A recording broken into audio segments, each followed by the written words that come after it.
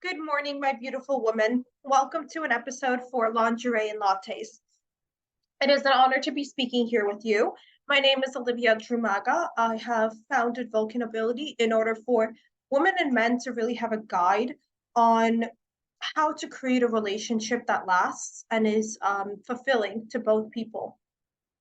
So, without further ado, I want to discuss more about this idea of giving and receiving when it comes to our partners and as women. So women have this excuse me, have this tendency to be in their feminine if they're tapped into it, which would be the receiver.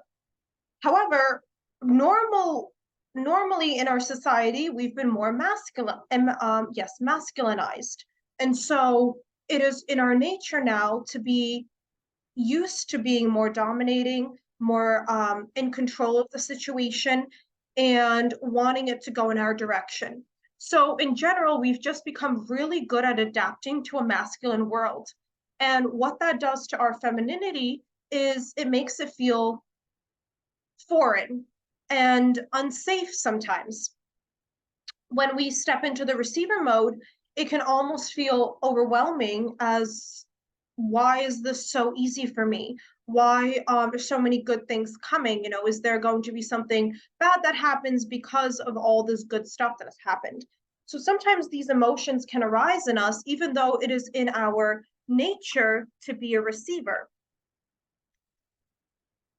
The point I want to hone in today in this discussion is if we are able to flex the muscle just a little bit more daily, then we start to build new neural pathways in order to create safety in the idea of receiving. How does this play out into actual relationships? Well, it could be, let's say, in a traditional household, the woman would prepare the breakfast, lunch, dinner, everything for the husband, right? And then the husband isn't necessarily returning the favor. He's not, let's say there's a cabinet that needs to be fixed and that's been pushed off for half a year now, and so forth. And all these things are occurring. So the things that he is supposed to bring into the relationship are, let's say, piling up. Whereas for you, you're giving, you're extending yourself and putting this as a priority. So the way that we kind of work to shift that dynamic is, first of all, as always, an internal check-in. What about me right now is exuding this sort of this projecting energy? And again, projection is all masculine. So again, noticing, of course, you're going to still do the action of, but noticing perhaps when you speak to your husband or your partner in the morning, perhaps they are a different style of a morning person. So being a little bit more accommodating to their style, so you come off gentler to your partner, that can be perceived as a way of opening the door to receptivity because you're making their life, quote unquote, easier to, and also you're becoming the energy that you wish to bring into your life. When you soften, when you recognize behaviors that you are pushing onto your relationship that are actually retracting connection, constricting people into themselves, into their shells, you can start to shift and modify that behavior in order for that experience to be more open, to be more relaxed and accepting of what is and what is coming, versus being so like a push forward where you're the current of the ocean. Instead of being the current of the ocean and being that forceful energy, allow yourself to be pulled by the current.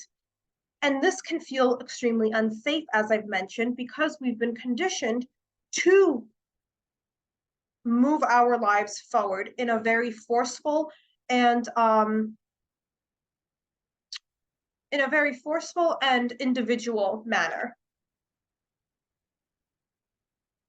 I have been exploring more of this idea of marriage, because I've noticed that a lot of women in our culture, the younger women and men, are rejecting marriage completely. And when I drill down, because I'm curious really as to why.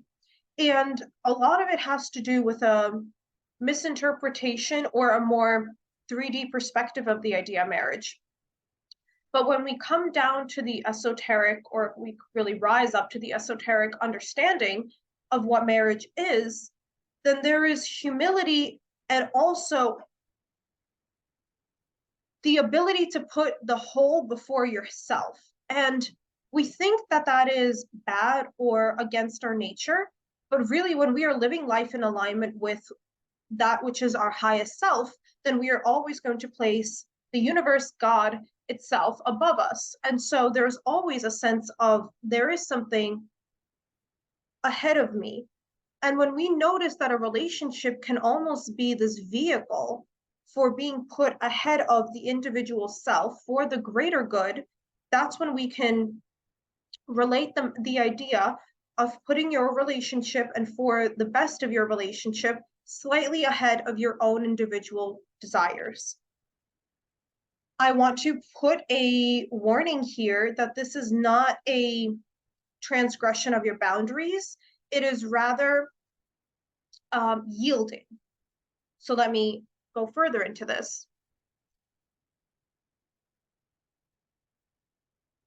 A personal desire might be that every Friday night or whatever, every weeknight, you have a tendency to have a very specific routine that puts you to bed every single night. And yielding or putting your relationship ahead of your own needs in this, let's say, silly small example, but also very realistic, putting, let's say, 3 or maybe even 2 or 3 of the nights aside for connection with your partner. Instead of your usual routine, you're going to sit on the couch or enjoy some playtime in bed before you go to sleep together. Maybe that could be a yielding and a shifting of your individual needs being lowered because your fixation on having that specific routine being the only thing that's putting you to bed can be detrimental perhaps to your relationship. Now, I know that I'm blowing this a little bit out of context and it might not be that serious, but these are small things that really build up over time. And at some points, people start to feel that they have lost themselves in a relationship, or they feel that they have overextended themselves too much to their partners and they haven't received that same reciprocity. So when we find ourselves in these situations, and all relationships will ebb and flow. So when we find ourselves leaning into these energies, these archetypes of behavior, we can check in and nip it in the bud. I hope this has been educational and helpful as always. Please let me know. If you haven't checked out the Vulcan Ability Library, I highly suggest that you do. Please go to my website, vulcanability.com. And the library is now $25 a month. There are meditations for your womb and cervix. There's connections to the yoni muscles, so you can actually work out your body through intention and imagery. And we also have historical aspects of sex, which include the Dr. Reamer case, which is the whole basis of transgenderism in the modern day, as well as other topics. So look forward to having you in there. We will have a growing community. Thank you so much. Have an absolutely magical Friday.